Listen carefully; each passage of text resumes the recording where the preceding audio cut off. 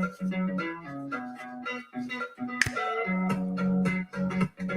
got Gavin twice. Two Gavins? I don't know what happened. I'm back. All right, guys. Welcome to the first ever Coffee with Closers. Myself, David Dodge, Don Costa up here, Gavin Timms. Guys, I'm super excited to be doing this with you guys weekly live on YouTube and on Facebook, and really just using this time to just kind of give back and help people that are struggling. I mean, I feel like I've created a power team with you two guys because we're doing different stuff in real estate, you know, but we're also doing a lot of the same stuff. So we all have different perspectives on what we're doing, guys. And of course, if you have a coffee, Don, I know it's super early out there.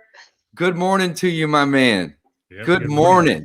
So I'm going to kick things off, guys. I already walked 3 miles this morning, went to a closing, small little wholesale, made about $8,000, nothing to write home about. But I am hitting the ground running today. And I know Gavin and Don, I know these guys are closing tons and tons of deals themselves. I was actually doing a little research this morning on like what we had going, right? We do two meetings weekly with my team. And check this out, guys. This is crazy. Right now, I have 50 rental properties, all right? 12 new purchases. I'm a closer, by the way. I love closing deals, right? I have 12 new purchases, a 9-pack, and 3 individuals that we're going to be adding to the rental portfolio. I currently have 3 rentals being rehabbed and 2 being turned over. A lot of moving parts here, but I love this business. 1 listed for sale, which is a 4-family, and 14 of these are pending refi right now. On the wholesale business, and again, I just put this together 5 minutes ago, looking at the meeting notes. Close 1 this morning, which I mentioned. So that's a cool little win. Thank you, Gavin. Thank you. I have 10 under contract in my wholesale business right now. 6 are scheduled to close in the next 30 days.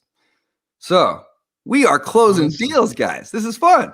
3 active joint ventures with a 12-unit, a 23-unit, and a potential 60-house package as well. So a lot going on. As you can see, Dave's definitely the talker. I'm in the mix of things, but I know you guys aren't going to be as prepared as I was because I didn't give you any heads up on that. No, it's all in here. Let's go around the circle and talk a little bit about what we are closing. That's the point. And then obviously we want to answer questions live and have some fun here tonight. Or this morning. Yeah, let's make sure we tell people why we're here. I mean, we're here to answer their questions. We're here to have a conversation with them about what they're doing as well, and about setting them up for success. Is the whole point of doing this and having this conversation. And of course, sharing what we're going on. We're all actively doing this business. We're all successful in this business in our own right, and we're going to be sharing a lot of that. And like you said, Dave, giving back to the community. So, Gavin, what you got going on, man? Yeah, also, I just want to say how we actually got about and why we're here, why us 3. So we talked about this in Tulum back in probably February. Then we were all in Key West, and we kind of didn't we talked about it in Feb, and then we talked about it again. And we're like, look, we keep talking about it. Let's make it happen. And we wanted to do, something different. And we felt that, coffee with closers, something in the morning, even though it's lunchtime for anyone on the East Coast. But Don didn't want to go any earlier, so we had to settle at this. He's not a morning person. But yeah, so we're just here. We want to bring as much value as possible. Any questions you have, make sure you put them in. We're going to have a lot of fun. Again, you can bring your coffee, hang out with us. We're going to be testing things as we go. We might have people calling in, answering questions live. You can put things in the comment. We're going to be talking a lot about what we do in our businesses. Dave gave you a rundown. We're very active as well. And what's unique is that we all do some of the things the same, but we also set our businesses up, very differently. I think Don's got obviously a monster business. He's got the biggest team of us all. I like to travel, work from anywhere. I do everything virtual. We've got 3 flips right now. We buy another one at the end of the month. We're wholesale. We just did 2 wholesale deals last month for $50K each in Alabama. What? Another one at 25. Yeah, in a low-end market, right? In a low-end market because there's no spreads there. So we're going to be diving into how do you get bigger spreads in these markets. So we're very active, and we're not here, I think, out of all 3 of us as well, all of us, we're not like chest beating people. You'll know that from when you watch us and our personality. We're just all down to earth. I think that's why I like Don as well. I mean, Don does a lot of business, and he's done things like probably, and he'll share. I don't want to, use his story, but he's been to where he grew too big. He took too much on, lost it all, got it back. So you can learn not only from the wins to motivate you, but also where did it go wrong? What happened in our life? What was the bad thing? So you can also learn from them as well. Yeah, I agree 100%. So we're gonna be doing this every week. We've committed to doing this every week. We're gonna look and see what the audience needs as far as their ability to attend these, and we may adjust our time a little bit to accommodate the audience. But the point is, we're committed to you, the audience. We're committed to answering questions. We're committed to helping people take that next step in their business, whether it's just getting their first deal or scaling it into the beast that it can be. So that's the whole point of this. And we are all friends. Like Gavin said, we've hung out in Tulum, Mexico. We've hung out in Key West. I've gotten to hang out with Dave in his home city as well. And it's been a lot of fun getting to know these gentlemen. So, and they are about as real as they see. You see Dave bobbing and having a good time, and that is the way he is all the time. Dave's ready to go. Dave's ready to go. Yeah. I was going to say, Dave, if we don't speak right now, like we might as well just get the coffee and chill out. I sometimes keep my earphones in, even though the speakers are over here, just with music on, just so I can be ready. Very cool. So we actually have a comment here. It says, I'm having a hard time getting started. I need a push. What can I do first? Dave, you want to run with that one, and then we'll have Gavin chime in on it? Yeah, I mean, it really depends in terms of, what your goals are. So like, I wouldn't even necessarily give you advice without you having, talk about the goal first. That's my 2 cents, right? So do you want to do virtual wholesaling? Well, like Gavin can talk all about that type of stuff. Are you wanting to do fix and flips? I only have one fix and flip on my schedule right now. So I'm not necessarily doing a ton of those. I'm more into to wholesaling and landlording. So if they had a goal of wholesaling or landlording, then we could obviously put a plan together for them. But I think that to answer this question is really the first thing you should do is start with the goal. Mm-hmm. And then you can put together a plan to achieve it. A goal without a plan is a dream. We all know that. But just saying, I want to be a real estate investor isn't specific enough. Are you wanting to do some fix and flips? Are you wanting to do some wholesales? Are you wanting to do some landlording? And then we could put together a plan for you. What do you guys think? Yeah, no, I agree. I think as well, like if we knew a bit more, it'd be cool if that was like a calling question so we could actually tailor it to him. Right. But for me, I think you've got to be looking. There's so much information out there from YouTube, from us, from courses, from mentors that you might be with. And wherever you are or whatever you're doing, you've got to start taking massive action. I know we talk about it, but I also believe that overwhelm, is a choice, right? Overwhelm comes from taking too much information on and not taking enough action. So what I suggest anyone getting in, whatever it is, that you take 30 minutes of training, and whatever you've just learned, you need to put it into action before you go any further. So break it down into simple steps and just take action on the small piece. And guess what? If you take action on this piece and you take action on the next piece and the next piece, you're going to obviously get where you want to go. So I just say that. I couldn't say it any better than I think either one of you two. I mean, ultimately, at the end of the day, you have to pick your path. You have to know what it's going to be. And there's so much information out there and so many podcasts, so much YouTube information, so many choices that you can't allow yourself to try to look at every single shiny object of information that you have out there. Gavin, you hit that one on the head as well. So pick your path. Take the time to implement what it is that you're learning in that path and make sure that you're taking action, massive and perfect action. Look, a lot of people don't want to do anything until they know exactly what to do. And I have learned, through my life that you never know exactly what something's going to look like until you take that step and you take action. I always use the example of car manufacturers. They take a car and they will generally do a drawing, and then they'll do like a computer animation, a CAD of the vehicle, and then they'll do a model of the vehicle, and then they'll actually build the vehicle, and then they'll test drive the vehicle, and then they'll make changes to the vehicle. Is the wheel rubbing against the wheel well? Is it uncomfortable to sit in? Is the head height too low or too high? And they'll make those adjustments along the way, and then they'll end up with the vehicle they sell. And even then it's not perfect. There's recalls. They have things they have to fix, right? So that's a perfect example of business and life and everything else. There's no such thing as perfection out there ever. You're never going to find it. You'll find the closest thing to it by taking action and implementing. That's the only way. Absolutely. Man, you guys nailed that one. You nailed it. No, that's good. Really good. So, okay, we got one more up here. It says, will topics relate to business in general or a particular industry? And Ashley's would say, one of my friends. I know Ashley very well. Ashley is an insurance agent, and we're going to be talking about in this particular, weekly live, all things real estate and all things that are associated with business, including insurance. Mm-hmm. So maybe we'll get Ashley on in a future episode and we can talk about, why that is such an important piece. But Ashley, great question. Real estate specific. And really, we got a power team here because we're all doing real estate, but we're all really focusing our efforts on a little bit different types of real estate investing. So you have a really big picture here for everybody, which is awesome. So Ashley, thanks for watching. Yeah, absolutely. And I'm open to having general business conversation. Honestly, I'm an entrepreneur first. I've always been an entrepreneur. I've owned cell phone stores, nightclubs, real estate, restaurants, web development businesses, lawn care companies, guys. Like the list goes on and on. Invested in this and that, and this and that. Dave, you're a big crypto guy. We're entrepreneurs first, and real estate is our widget. Real estate, instead of going out and building a factory and an assembly line, we got into real estate. Real estate's the widget that drives our entrepreneurial dream. I love having general business questions like team building. I think that's something we can get into here. Who to hire, how to build a team, how to be a good leader. How not to get yourself in trouble with taxes and all the crazy stuff. That would be fantastic topics to have on these episodes. So for sure, I think it's going to go both ways, particularly real estate, the real estate industry, but general business is a great topic.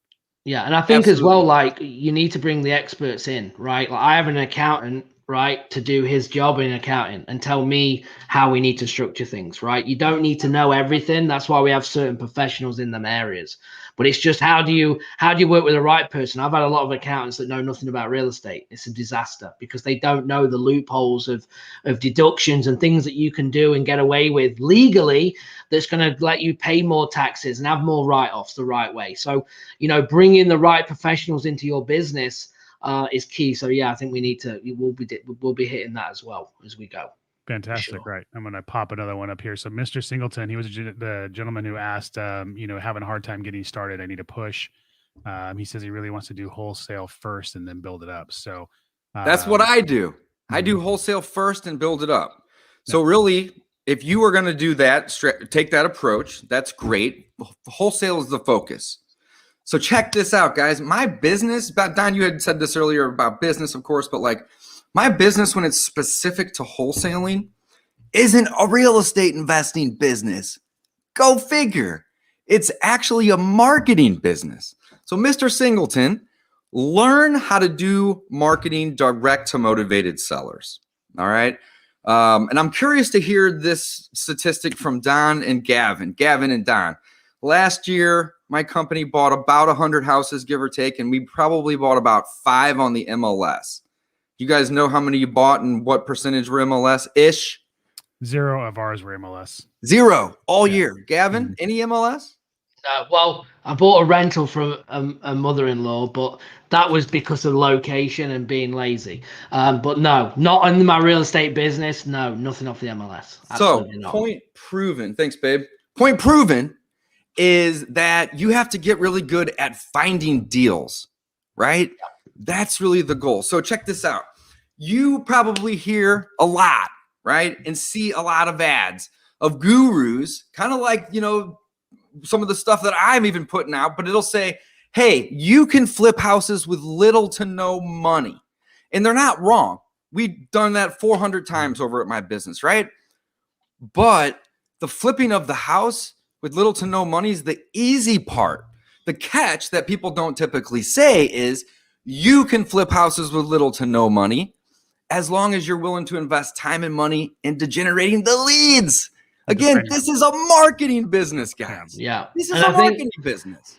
Well, you said go ahead, Gavin. No, go on. Sorry, Dan. Go on. You said time and money, right? To me, it's time and money, or time. It's really or time or money, right? It's really or. But here's the deal: even if you invest time, if you invest money only, you have to basically have systems in place to where you don't have time, but that's still going to be time consuming to set up and manage. So there's always going to be some time. The more time you put in, the less money you can put in, and you can essentially do it with no money, but you have to allocate a lot of time. I'm going to be honest with you guys. I'm freaking lazy as hell.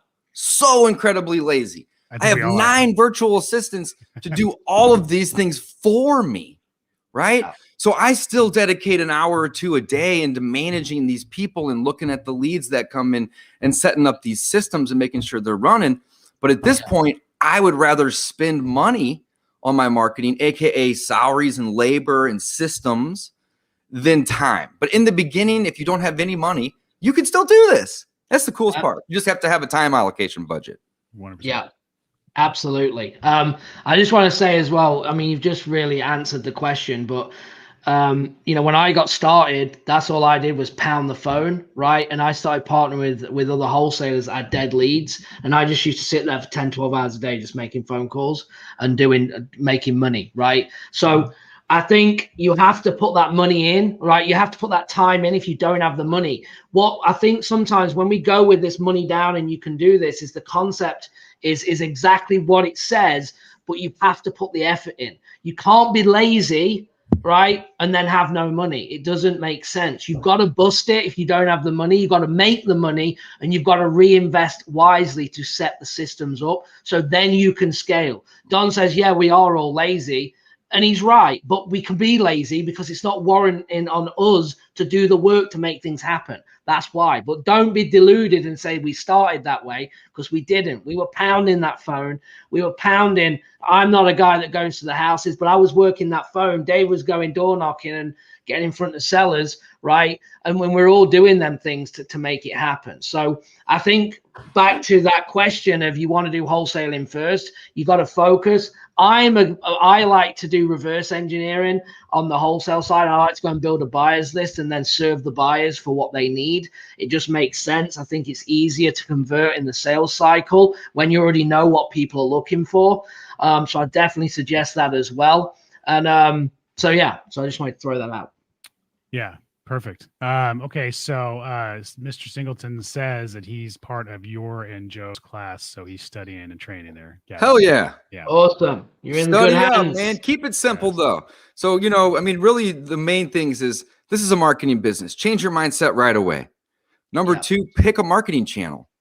Like, so make that the activity. Don't just, you know, look at houses on Zillow all day. Start marketing, you know, do something. Call, text, door knock, drive, whatever it may be, right? And then once you start getting leads from that channel, add a second channel. But don't think about anything else.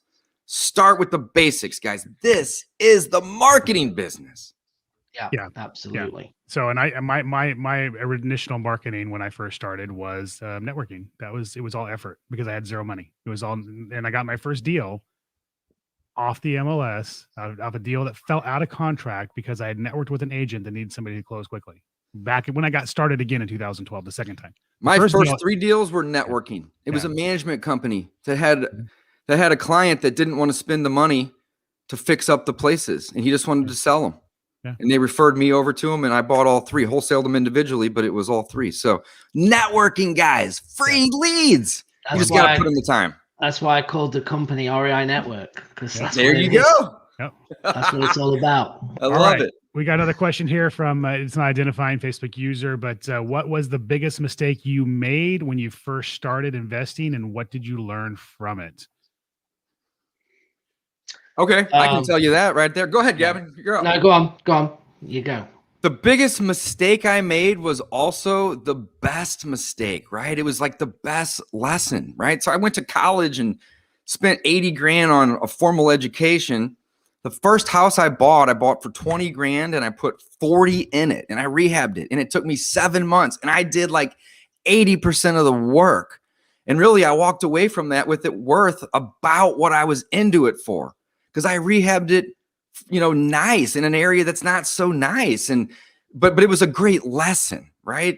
So I would say, you know, if you want to be a real estate investor, don't swing a hammer. Pick one or the other. If you want to be a contractor, right? But change your mindset.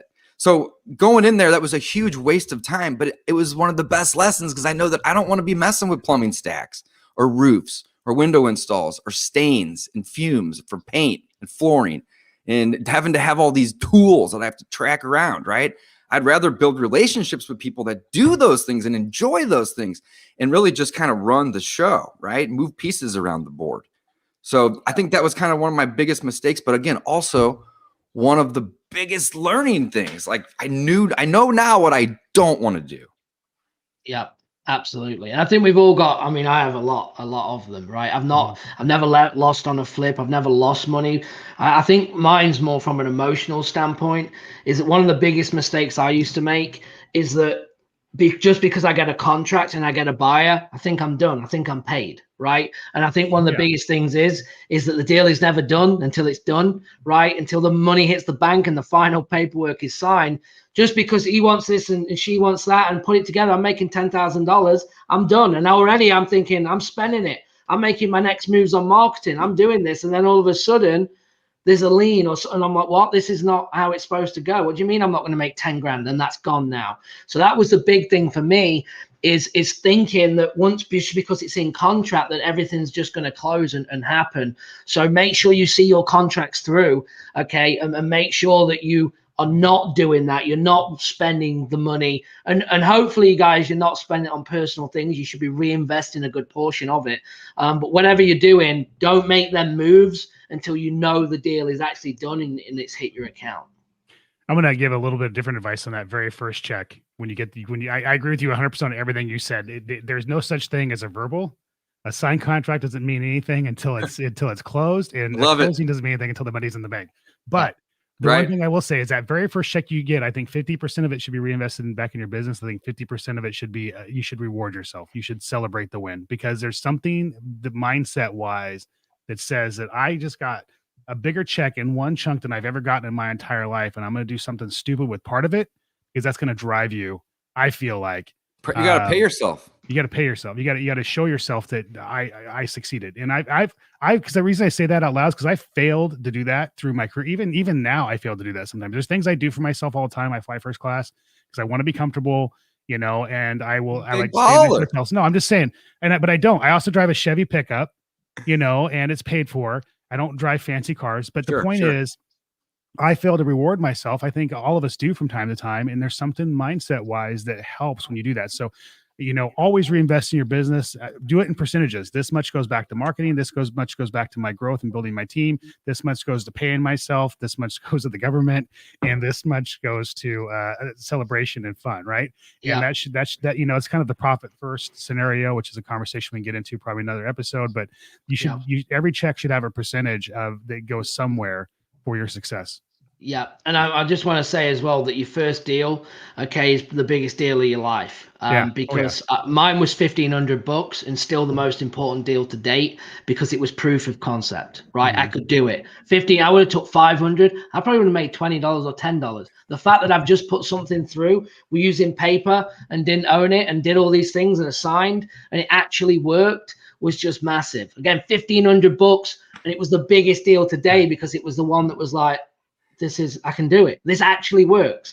And You're telling me that I can use paper to get control of this property and then sell this paper? You're telling me this insane. Is a thing? Yeah, insane. And once you get that, when you do that first deal, everything changes. 100%. Like, what? Yeah. So biggest mistake I think I ever made was waiting too long to take action.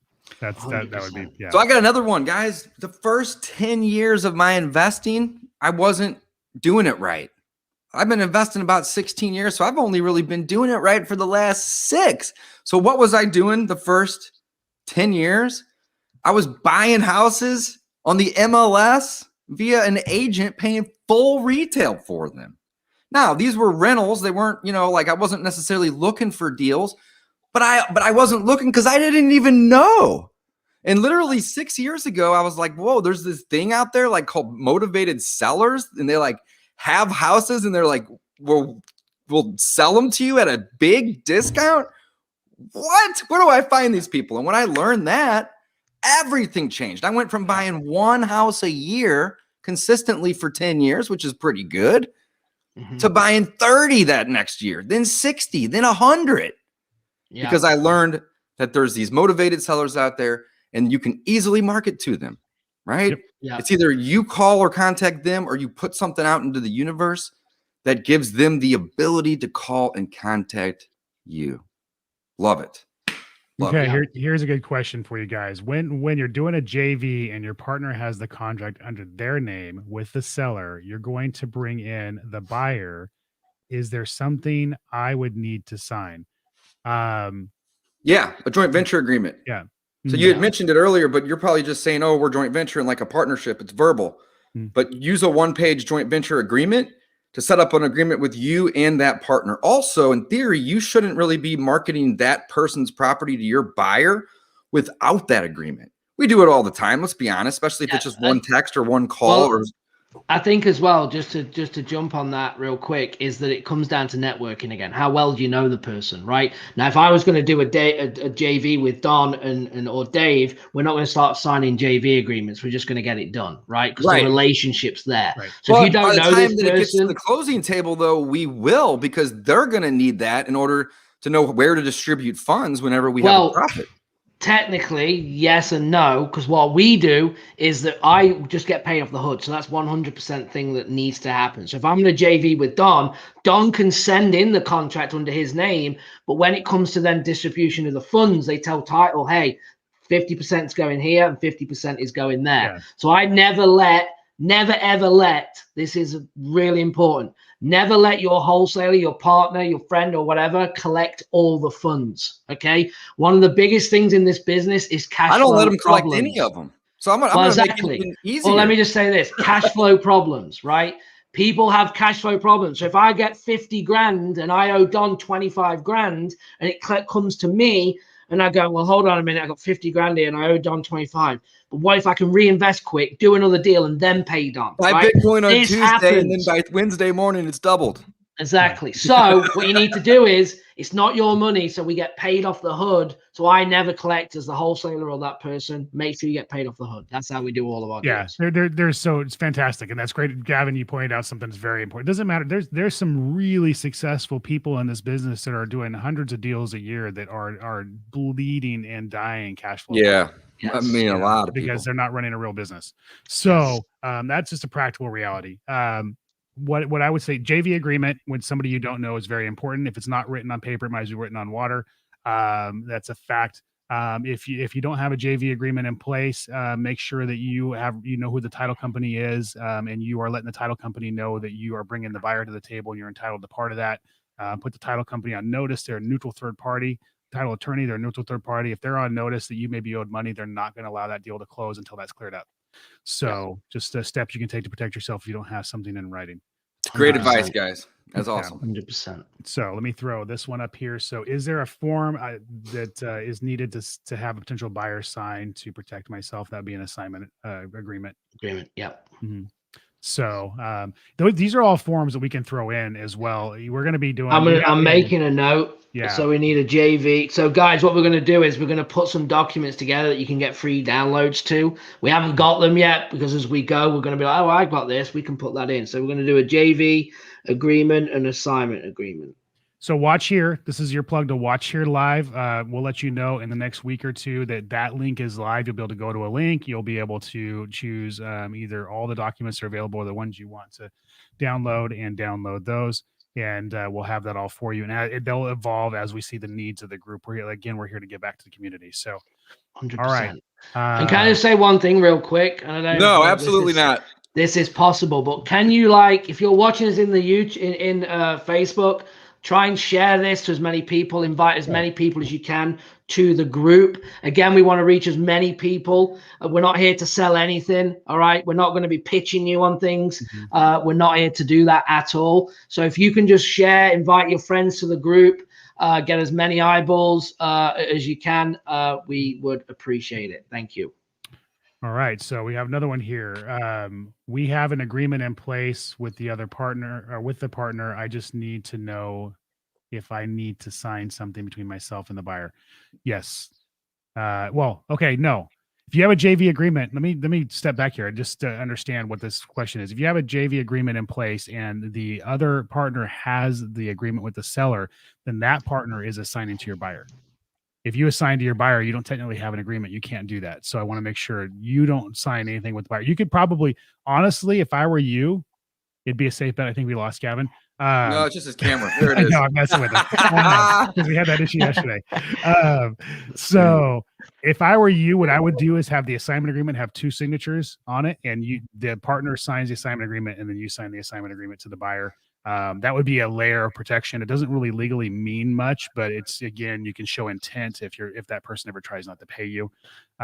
So that would be something I would probably do. But again, as Gavin said, it depends on how well you know this person. So yeah. Awesome. Kevin, but Carroll, joint ventures are a great place to start, guys. I mean, my business probably does 20 joint ventures a year on average to help other investors that are new or wholesalers connect with those buyers. So if you're new, find the local guy in your market that's doing 50 to 100 deals, and there's probably 10 of those people in your market, maybe more. And, go create a relationship with them. That way, if you stumble across a deal and you're new and you don't really know exactly what to do with it, you might be able to bring it to somebody like me or Don or Gavin here, and they can turn that into 20 grand and kick you $10,000, $12,000 right back. So joint ventures are amazing. I think a lot of people underutilize them. I don't look as anybody in my market, let alone the nation, as a competitor. I look at every one of these other investors that are also marketing to the same deal as me as a strategic partner, because I can't be on the phone with every seller every day. But if they catch them, let's say somebody else, a competitor, which is really a strategic partner, gets them on the day that they're motivated and gets that contract, I may still be interested in buying the contract and paying them an assignment, assuming there's still meat on the bone. So everybody is your partner out there. Change your mindset. Nobody's competition. Use everyone else to help you find deals or sell them. I just want to say, and then we'll move on to this next question. I've never done a deal on my own from start to finish, whether I've been the marketer, whether I've been the acquisition, whether I've been the dispo. That's a humble brag. I love it. I've never done a deal on my own. I've never marketed, took it down, sold it, signed it to closing. I've never done all the steps in one go, ever. I love it. And you don't have to, guys. There's ways to automate this business, which I love. And that's how I started doing more deals. Because guess what? When I was in acquisition role, locking deals up, 50-50 split, I was passing them on and I'd go on the next. So that's how I started to churn. Because guess what? If I had to go now dispo, I'm not on the phone. I'm not bringing in contracts. So for me, it made sense. So that's how I did. Work your strengths and find some help to work on the things that need to get done that, either are, low dollar an hour tasks or things that you're not good at. Right. So love it. What does Kevin Carroll say? I love Kevin Carroll. Yeah. Kevin Carroll, my man, my boy, Kevin Carroll has definitely impacted me in some positive ways when we're out and having a good time. He is a very smart man. I want to throw that out there. And he's with REI Black Book, which is an amazing organization. So when the market is hot, high prices, low inventory, do you change marketing strategies to find motivated sellers? And when the market cools down, change strategies again? I want to jump in there and say, I kind of ebb and flow with what everybody says isn't working. When somebody says a marketing channel isn't working, that's the one I go after. So it doesn't really matter what the market's doing. That's the one I go after. But I will say that, like right now with COVID, and the market being hot, sales cycle has changed. There are longer sales cycles. So we definitely do focus on some of the lower cost marketing channels with longer sales cycles than we do when the market is cooled down and it's a little easier to grab sellers. But I usually go after the channels people are saying aren't working, because that means there's a mass exodus. And when there's a mass exodus, that marketing channel usually takes off and does really well for me. Yeah, I want to say as well, it's where you also focus, isn't it? Right? It is. It's the one you do. It's the one you do, and you do the most of will win. So, but to answer you, I guess mine's cold calling for me. Yeah. So mine's always cold calling. That's my number. Am I getting Is anyone getting feedback? I'm getting feedback. No, we're good. We don't hear you. Okay, I don't know why. So is no one else getting feedback? Why am I getting feedback? Dave, it's probably you. Have you got it playing in the background or something? Okay, well, I'm just going to keep talking. So anyway, mine is cold calling is my number one because that's where 90% of my efforts go. So that's why. But the others all work. Every marketing works, but for me, it's cold calling. I don't know about you guys. So I'm kind of always changing strategies in a way. I stick to the main things like cold calling, cold texting, direct mail.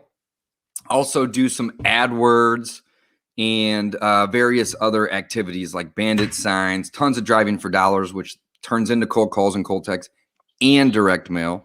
And of course, I'll even get out of the car and door knock or see a dumpster and see somebody working and go figure out who, what's going on. Because they could be a buyer if they're a rehab company or builder. It could be a seller trying to fix their home up by themselves and not know what they're doing. I get out of the car, right? So have a lot of strategies, of course. But what I say whenever I'm changing them constantly is I'm constantly tweaking certain things within those. Yeah. I mean, I would imagine you guys are as well too. So we're watching the data. We're, what the data tells us is about the particular list or the time of year to mail that list. So I'm always watching that kind of stuff.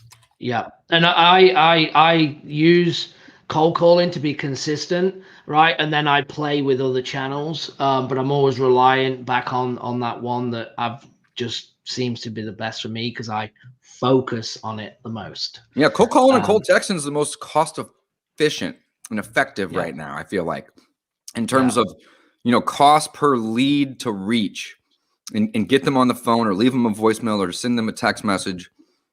Things are going to be changing though at the end of this month. I don't think it's going to go away. Well, I think it's just going to limit the people that are doing super high volume. I'm going to skip a couple of questions here. We'll go back to them. So it says, what would cold calling or SMS be better in this market? What are the new changes to SMS marketing that may affect going forward? There are some laws that have been on the books that are going into effect around June or July. It's June 1st.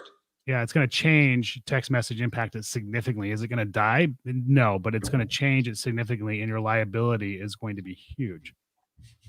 So cold calling, I would say if you're going to start doing something right now, I would put my money into cold calling and not necessarily into building momentum in SMS because SMS is changing significantly. Yeah, and really, like even the big companies, the ones that I use and that I follow, they don't really even know quite yet what the landscape's going to look like. Here's what we do know. You're going to have to register every number that you're going to be doing outbound marketing on, no matter if it's cold calling or cold texting. And you're going to have to basically register your new campaigns, which again, I don't know how, that might be kind of gray, right? Like can one number be a consistent campaign or is that like every day I add a new campaign I need to go? We don't know that quite yet, right? But numbers will have to be registered. Campaigns will have to be registered. And then also your entity is going to have to be registered and that will be attached to that phone number and that campaign. So again, there's going to be a ton of transparency in the marketing that's going on. But in a way, I almost am kind of happy about it because I get tons and tons of unsolicited calls and texts all day. And it is kind of annoying, right? So I think it's going to be good for those that aren't abusing the system. But I think those people that are sending out 40,000 text messages a day, it's going to be good for the mass public because they're not going to be able to do that anymore. But I think if you are acting responsibly and you are, and you do have a campaign for a specific reason and you're only using your marketing time and efforts towards that thing, I think that that will be okay. Again, a lot of changes are going to be happening over the next couple of weeks. And we're going to keep you guys in the loop because we're all doing cold calling and cold texting. At least I know I am. Gavin's doing a ton of it, and I'm sure Don is too. At least the calling side of things. We have 4 cold callers, so yeah. Yeah. Okay, so let's see here, Mr. Singleton. Which software do you guys recommend, PropStream or Pen Plus?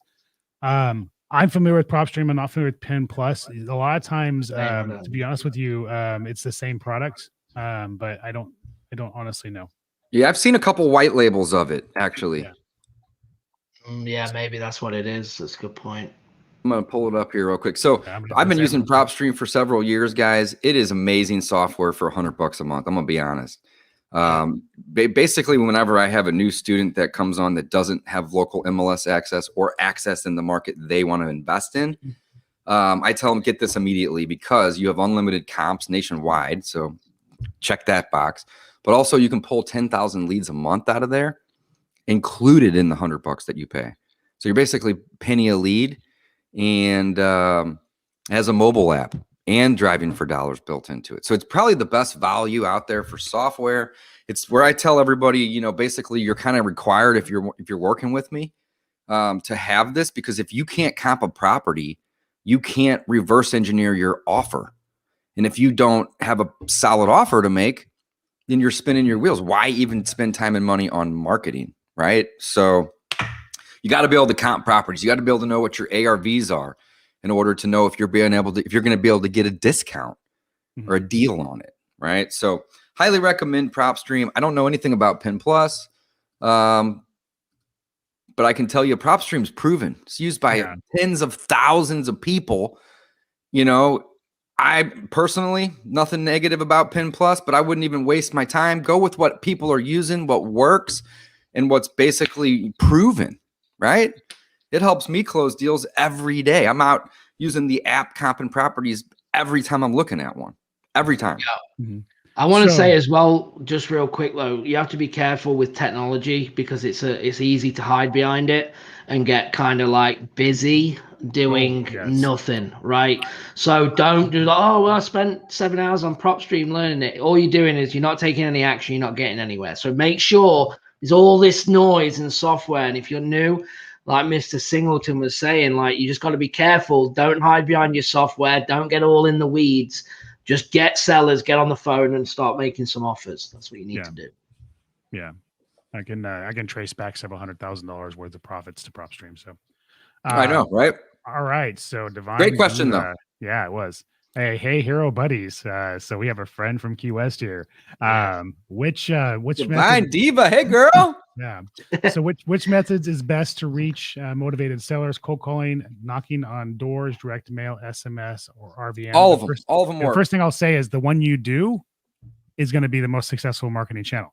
Yeah. Wow, I love it. I would hug and you we're, if I could. And we're gonna say that every week. That this question comes up, it will not change. Yeah. But I will say, okay, so between 2018 and 2019, to the 2 years combined, 24 months, I sent out 2 million postcards. I had very, very, very high success with direct mail, but I also knew the data. I watched the data very closely. I'm not mailing at that volume right now, obviously with COVID and everything else and the sales cycle changing. I'm still doing direct mail, just not at that volume. But it's direct mail has always been tried and true for me through the years. It's the one channel that's always going to be there. I started as a door knocker. My first deal was door knocking pre-foreclosure way back in 2003. My first deal in the business, my second time around after I lost everything, I started again, was off the MLS, like I said, through networking. But the very first deal I ever got in my life was from door knocking. I did it for 4 hours a day, 5 hours a day, every day. I door knocked pre-foreclosure. I had a lot of success with that, but that was a channel that I did day in and day out. We have 4 cold callers right now. We're making a lot of money pulling data from PropStream and sending over to skip tracing them and sending them to cold callers. And we're making a lot of money. That is really our best marketing channel with direct mail right now. But those 2 marketing channels, direct mail and cold calling, are the ones that I'm doing right now. So it goes back to what you do is what makes you successful. What you do, you understand, and what you track. You have to track your marketing. You have to understand your numbers, the results you're getting. There are times to mail, like in July, it's not a great time to mail in the Fresno market. It's just not. And I know that now because I'm watching my data. So I know when to put the gas on and when to pull the gas off to make a marketing channel successful. There's the law of diminishing returns, where you get to a point where it doesn't matter how much you spend on that channel, it's not going to give you any more money because you've tapped that channel. There's like a reverse, like a hockey stick where if you don't spend enough money, you're not going to get any leverage or any action. You want to be in a sweet spot. So it's important to know your numbers in that channel. And then you have to do that channel to be successful. Yeah. I just want to say, if you don't know your numbers, you don't have a business, right? Right. So if you don't know your numbers, you don't have a business. And what Don is saying there is that he's using his own data and his own findings through trial and error to create what works for him. So don't think, well, how do I know that July is not good in my market? You have to test, you have to split test, you have to run tests, and then you will know what's working and kind of Can you do 4 of them? Like 4 small ones? Like we had 3 small ones? 4 small ones. Let me see here. Like to where that's not the full screen? Doesn't if not, no big deal. No, I don't think I can. Mm-mm. No. Either way, marketing is happening in the background right now. Mm-hmm. Right? I got cold callers on the clock from 9 a.m. to 6 p.m. It looks like I only have one caller on right now here, right? But back to, earlier question about marketing, you can automate a lot of this stuff, guys. That's the coolest part. And, one of the things that I really, really, really love about Gavin and Don is they lead with creating a lifestyle, not a cell. And what I mean by cell, like a prison cell, we don't need that anymore, right? Not a prison cell, right? They basically are building their businesses with a vacation right around the corner in mind, not 15 months away, right? So we're all setting up systems here. So we have done all of the things, and we still do, and help our team do all of these things. But automation is possible, and we highly recommend it, and want to encourage and teach you, everybody watching, how to do it as well too. So, just because cold calling is time consuming doesn't mean you got to do it, but somebody's got to do that marketing. Just know that marketing is the business, right? So earlier, we had a guy say, where do I start? And we said, well, you need to have a goal. And I kind of want to just circle back to that just for 1 second, because you do want to have a goal so you can put together a plan. But check this out. If you get really good at marketing and you lead with that, and that's the business, and you go out and you find a hell of a deal, 50 cents on the dollar, you could, screw up every which way and still make a profit. Check this out. The door for fixing flipping it opens now. You now have an opportunity there. The door to get it rented and fixed up and rented and maybe even bird out and get all your money back, it opens now. And now the door to wholesale, it's open now too. So you have all of these opportunities, right? You have all of these doors that normally would be closed to you if you get the deal. So start, when it comes to real estate investing, focusing on the marketing, the direct to seller marketing. And then when you come across a deal, you can decide if you want to keep it and cherry pick it. And that's really the coolest thing is Gavin's doing that. I'm doing that. Don's doing that. We're cherry picking the best deals for ourselves. We basically have a motto that we all kind of share, and it's keep the best, wholesale the rest. Yeah. Right. So I'm wholesaling 5 to 10 deals a month, and I'm not even focused on wholesaling. I'm focused on finding rentals and flips for me. And when the good ones come in, I keep them. But really every day when I wake up, I'm not like going on Zillow and looking at random properties for sale. I'm going to my team and looking at my marketing channels and figuring out what conversations they've had with people. And if there's anybody with, imminent problems that we can solve. Right. Mm-hmm. And when I come in and I say, hey, I can offer you a ton of value, I demand a discount. If somebody's not willing to give me a 30% discount on their property, I'm not leaving my house. I'm not going to looking at that. I demand a discount. And it probably took me 2 or 3 years, guys, to change my mindset of chasing people around, to see and hope and beg that they would give me a deal, to pulling back and saying, you know what? I'm going to start disqualifying myself. And now that's what I do on every call. Hey, this is Dave. Thanks for calling House Sold Easy.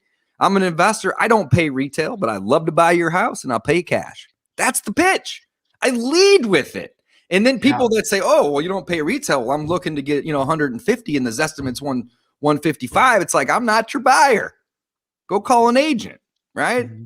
So a couple little lessons. That's Dave's rant for today. No, that's really good. No, that's Sorry good. about that. And it was unique though as well. Like just to point out the differences in our businesses is that I'm not going to any house. So, Dave loves to go and see the house and he loves that because that's what he does. I don't. I'm like, I want to make sure that we're getting it over the phone, right, as much as we can, and we're closing. So that's the unique way of setting these business up. This one's actually a really important question, Don, this next one. Yeah. How many people are you guys contacting a day, week, month? And what is your success rate? So for me, I'm going to keep it real simple for you, right? I expect 1 to 2 leads every 3 to 4 hours of cold calling. Okay, that is my goal. And the reason it's very like, well, 1 to 2 is because it depends on the market, depends where you're doing it, right? If you're going to be in Dallas or you're going to be in Houston, you know, you're probably looking at 1 lead in 4 hours, right? Now, if I go to Mississippi, I'm probably going to get 3 in 4 hours, right? So just depends on a lot of things. But I personally demand, or I would say 1 to 2 leads every 3 to 4 hours. I want to keep it super simple, and that's kind of what we look for. And that's Cold why calling. I think we encourage the automation of it, guys. 1 to 2 leads for 3 to 4 hours of your time. Hey, if you don't have any money, then that's where you start. That's where we started. Get to work. Yeah. And the cool thing is as well is clients that that I work with, if they're on the 9 till 5, they've got leads sitting there when they get off. Right? I love it, man. So the focus of I've only got 2 hours a day. Well, 2 hours a day doing what? You can't be searching on Zillow for 2 hours and not have any interaction. So I think everyone's got their own unique way, but that's kind of what I look for. And then you just multiply more cold callers, more data, more dials, more leads, and you build and grow depending on what you're trying to do. But that's on cold calling for me. Don, I mean, or Dave, I know Don, especially for direct mail. I don't know about you, Dave, if you're doing that, but well, let's keep it simple at that. I think that's reasonable, you know, because for us with cold callers, we burn data, right? We're in several states. You know, I'm skip tracing, you know, 50 to 80,000 lists, you know, size lists in one shot generally. Damn.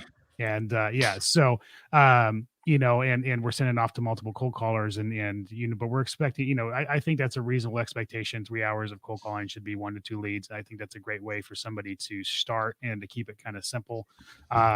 With direct mail, when we, you know, basically 50% of the calls I know are going to be take me off the list.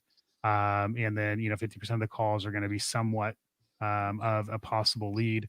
You know, and we're going to want, I generally wanted my lead managers to book 4 appointments a day with the volume of direct mail we're doing. Like I said, we're doing about 1 million pieces a year. So just a little under 100,000 pieces a month.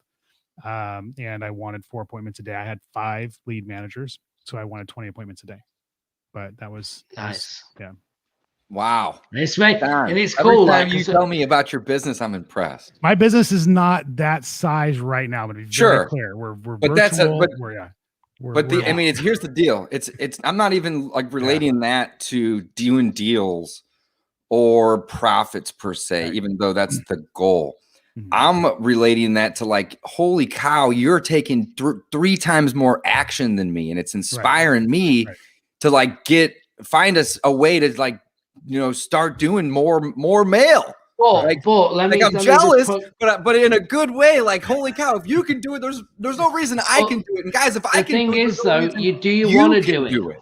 That's the thing is, do you want to do it? That's the important. That's the difference. That's the difference there, right? It's not. It depends on what you want. Like, it doesn't work for me, but I'm impressed by it because it's fantastic. But I don't want 8 acquisition. I don't want to deal with all that. I've scaled back since COVID, though. I want to be clear. Like, I've scaled way back. We all have. I'm conservative. Yeah. So, but still, though, it's impressive, and I love it. Thank you for sharing. Yeah, no problem. So, Kevin Carroll, basically, this is a rock star panel. Thank you guys for sharing, Kevin. We all love you, man. Hell yeah, Kevin. Thanks, buddy. Sorry, Black Book. I'll throw that out there again. Are there any platforms to find buyers or for finding a buyer? Facebook groups are always a great place to do it. Local meetups are always a great place to do it. PropStream, you can actually pull a buyer's list off of PropStream. Is there anything I'm missing? List Source, Batch you can do. Batch will do it. Yeah, PropStream is a great resource. I have some students that are basically reverse wholesaling right now. So they're new to the game, and you know, before they came to me, they were just spinning their wheels and not having much luck with their marketing. And I said, okay, what kind of marketing are you doing? They were just doing all different types of marketing and lots of it in different categories, but they didn't really have much of a focus on anything. And I said, well, in order to be successful and to really scale, you know, let's maybe take a break from all that marketing that you're doing and do some different types of marketing. So let's go find buyers. So if you go into Facebook groups, not the big 50,000 groups, 50,000 people groups, guys, go into like the local one. Like if you live in Indianapolis, like type in Indianapolis wholesalers or Indianapolis real estate investors or Indianapolis landlords and get in these smaller groups. When people post properties, you're going to see 20, 30, 50 comments sometimes with people that are sending their email over or wanting information. So there is tons, I mean, talking hundreds of buyers that you can build relationships with and meet on Facebook alone. Craigslist is the same way. Go on Craigslist and look for people posting ads of, looking to buy your house. Google AdWords is probably the best way to find the big players. Go into Google, type in sell house fast Tampa. If you live in Tampa, see the people that are paying you to click on their sites.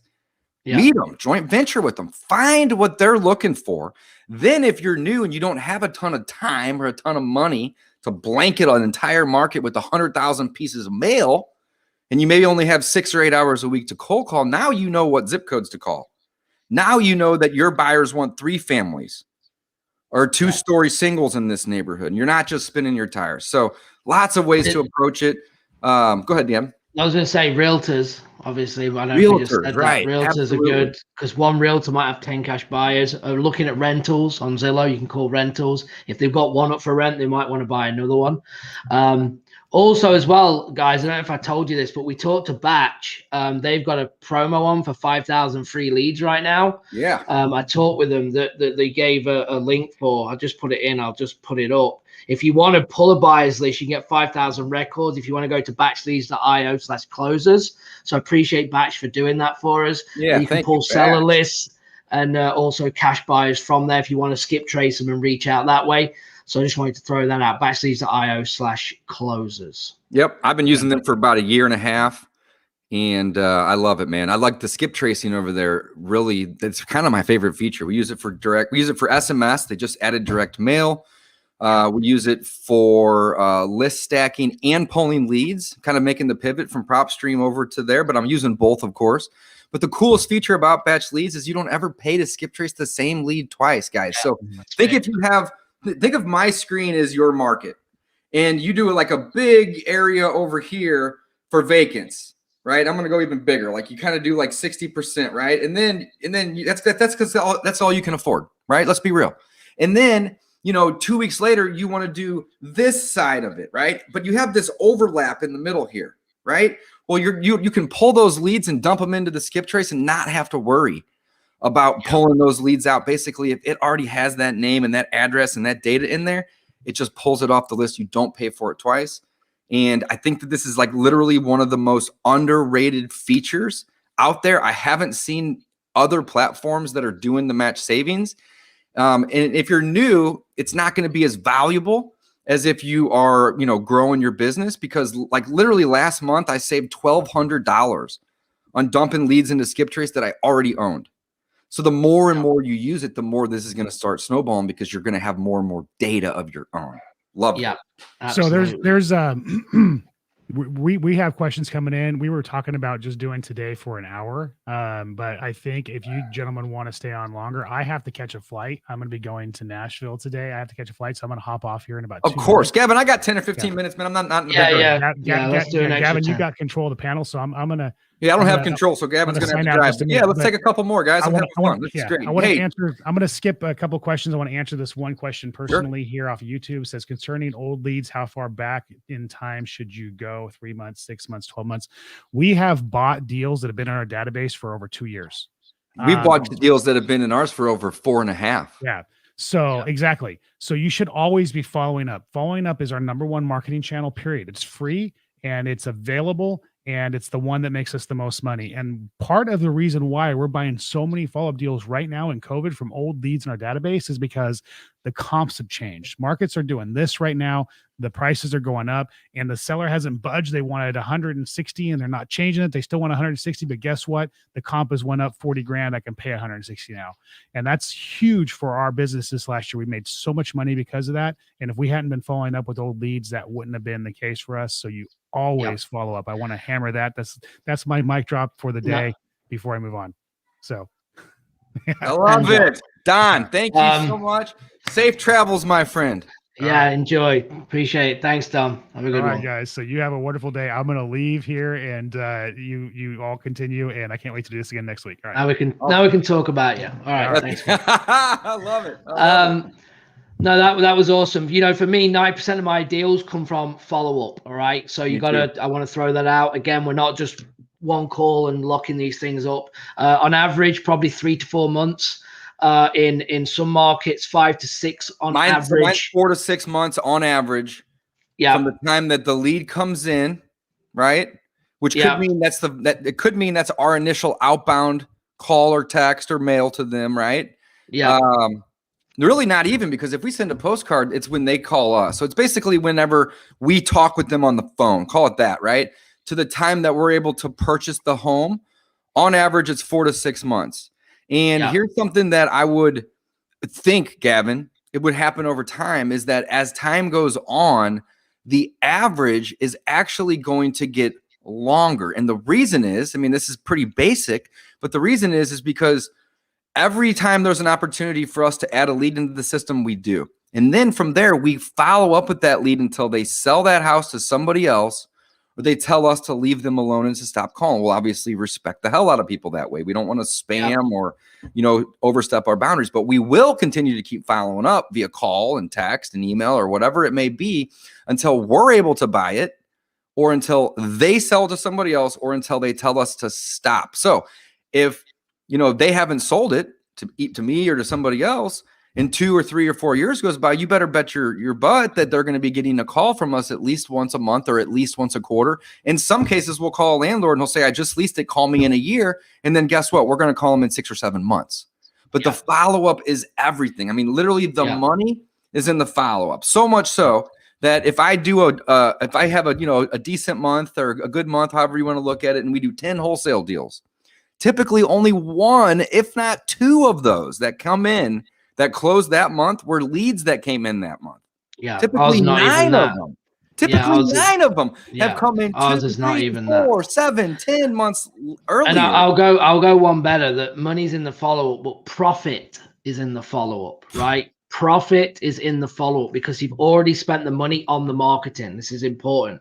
So the profit is in the follow-up because you've already spent the money to get the lead. So the more you follow up and the more you close, then your KPIs will get better, your ratio will get better, and it is literally all profit because you didn't close them immediately, right? So there's different ways to actually run your KPIs on that. But again, 3 to 4 months on average for me in one of the markets, and about 5 to 6 months on the other.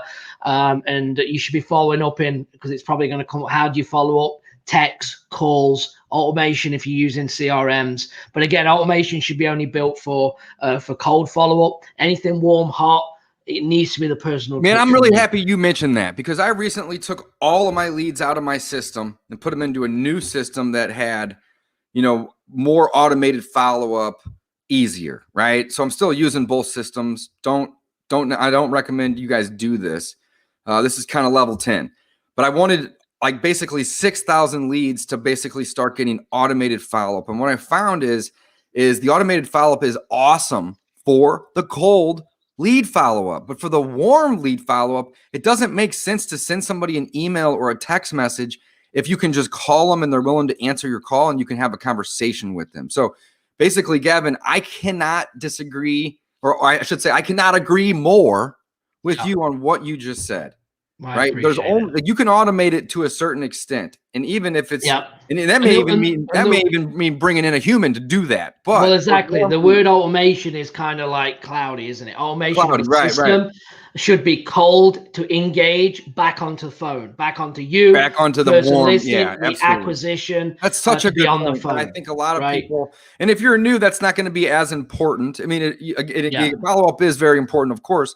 But once you start having lots and lots of leads in there, dedicate the good ones to real people calling, or ready to text back if there's a thing, versus it just being sent out and then you're kind of waiting around. Love it. So we got some questions, so we got about another 5 minutes. I'm just going to knock some of these out. So let's do it. Real Estate Rod had another one on this one. This one's kind of a personal one to me, so I'm going to answer it. We're going to be doing the 5 sellers. We're going to be advertising that, so watch out for the email, Rod. I know that you're on my channel, so watch out for that next week. We're actually going in 2 weeks' time. We're going to be going live, so make sure you get on it. Next one is here: preference between creating rentals versus seller finances for your cherry-picked deals.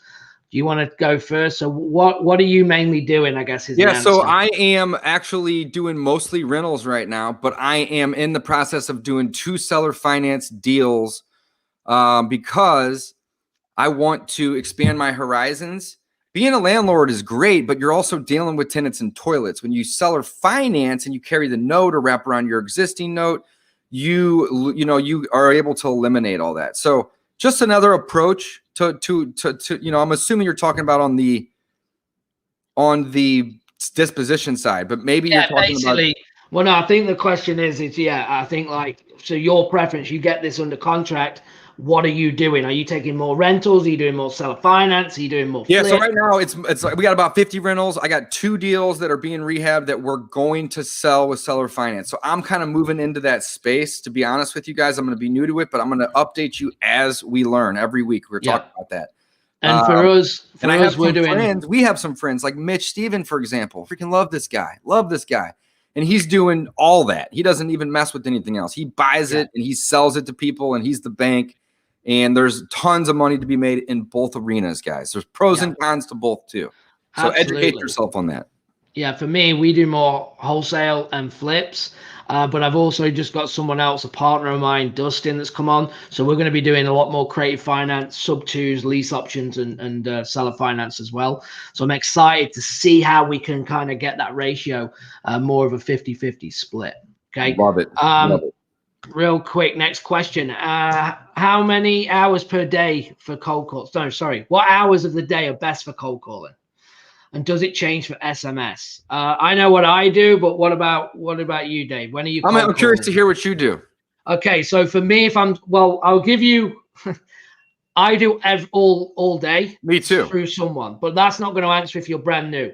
There's 2 ways that you need to do it, in my opinion. If you're brand new, you need to start with 4 hours a day. You're going to take the 9 till 1 shift or the 3 till 7 shift. Okay. And then what you're going to do, this is really important, is that you're going to call that list at least 2 times round. On the 3rd time round, you're going to move your 9 till 1 cold call if you can only afford one, and you're going to put them into the 3 till 7. Stagger them. What that means is that then you're hitting people that work the day job. You might get them in the evening. Then I got one better. Next time you hire your 2nd cold caller, you're going to have a 9 till 1 and you're going to have a 3 till 7. And then you will rotate the list between them. So you're hitting multiple people. So that's what I would do if I was getting started. I love it. So really the best time is anytime. It's better. I mean, anytime is better than no time. That's number 1. Number 2, if you have the ability to stay organized and you can stagger your list, do so, right? But I think narrowing it down, don't text at 5:30 in the morning or 11:30 at night, guys. Let's be real. Like, you don't want to get those texts and nobody else does. So, 9 to 7 typically is going to be your best area. But again, 4 hours a day, Gavin, I love that. Start with that. Don't try to dedicate an entire day to it because you're going to get burned out. 3 to 4 hour shifts at a time, I think, is great. My VAs work 4-hour shifts, and we're doing 9 to 6, but 9 to 7 is probably even better, guys. Even better. Yeah. So that's just a quick one on that. Right, couple more questions left. Let's go to this one. What CRM are you using now for automation follow-ups and leads? I've seen Dave mention a couple of different ones. I'll just go real quick on this. I think people get hung up with the CRM, right? We've got, I use Podio, we use FreedomSoft, we got REI Blackbook, who Dave used, who Kevin was just on. I think, a shout out to kind of everyone with the CRM. They all do similar things, all right, and they work in a similar way. Now, they would probably disagree with me if you get into the finer details, but the reality is, if you're starting, they've all got some kind of autoresponders. Again, autoresponders for me for follow-up should only be to cold lead. Someone that's like, no, I'm not really interested or wants crazy price. Then they will go on to an automation as a touch point to get them back on the phone. So I don't think I don't know, Dave, you might have one that you want. So here's the deal, guys. Pros and cons. I use several too. But I would suggest you should only use one. Yeah, so I would suggest that you don't do what we are doing by using several and pick one. So pros and cons, guys. REI Blackbook is probably the best out there. All right. It literally does everything. All right. The you're going to pay for that though. You're going to spend a couple $100 a month on this service. But to me, it's worth it because you can do websites, you can do buyers list, you can do automated follow-ups. It's got a full CRM. It's got a marketing platform, a property posting platform, websites, landing pages. I mean, the list is like a mile long of all the cool stuff that they do. But again, you're going to pay for it. So if you're brand new and you can't afford that, there's other cheaper solutions that you can get you by in the meantime. You had mentioned Podio. We've been using Podio and still do for other things in our business. That's not even necessarily motivated seller leads. And it's like, it's a lot more cost effective. So pros and cons. But Podio, just a disclaimer, you have to build it all out yourself. Nothing's built. You're starting from scratch. I wouldn't use Podio unless you're going on a platform where they build it like Beast Mode or one of them. Me too. I mean, we use obviously FreedomSoft, and this is where it comes down to opinions.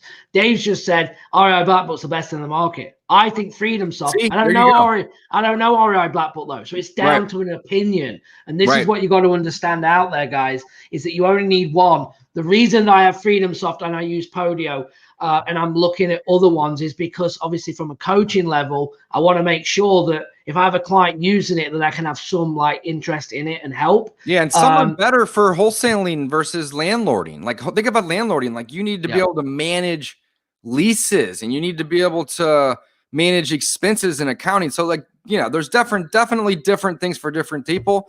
But here's the main thing though, guys. Pick one and just start. Right? That's the main thing. Just start. Right? And we're going to put this, I'm going to add this in. We're going to give a lead sheet away, right? Basically what a lead sheet is, I don't have it right now, but you can print these off and you can literally use folders like this. Okay. Like this. You don't need your name on it, but you can have a folder that says 4 folders: new, hot, warm, and cold follow up. And literally you have your lead sheet. You have your lead sheet, and then you go and you put them in the folders. If that's what it takes to get going, to cancel all the noise out, to get a deal, then that's going to work. That's how I started as well. Love it. So I just want to say, right, great last question, and we're going to go after this one. All right, is here. So Driving for Dollars data that I collected from market from 1 year ago. I mailed them 5 months last year. I mailed them for 5 months last year. So basically, should he go back and start another mail campaign to that list again? So you have a Driving for Dollars data list. So it's a list that you collected, I'm assuming, on your own, visually distressed properties that you handpicked, added to the list. And that was a year ago. So first and foremost, don't let it take a whole year between your drives. Go drive for dollars again, man. Like keep doing that. Make that a weekly activity, maybe even a daily. I have some students that are doing 3 to 4 hours a day. I have other students that's all they do, and they pay people to drive for them. And they sit in the office and work those leads. So start driving for dollars again.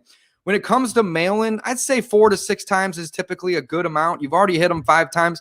Maybe hit them one more time, right? Yeah. Can't hurt. Probably want them on maybe a 3-month cycle, but I'm going to leave you with one thing I want to talk about on this because I think you're going to get a lot from it. A Driving for Dollars list is going to be a small list. Okay, you might get 100. We might be talking 50, 100, 150, 200, right? Yeah, over a couple of weeks, you may get it up to a few thousand, guys, but that's over weeks in time, right? But because they are so small, you need to be hitting them in all marketing channels. You should be calling them, texting them, and doing direct mail. Here's why.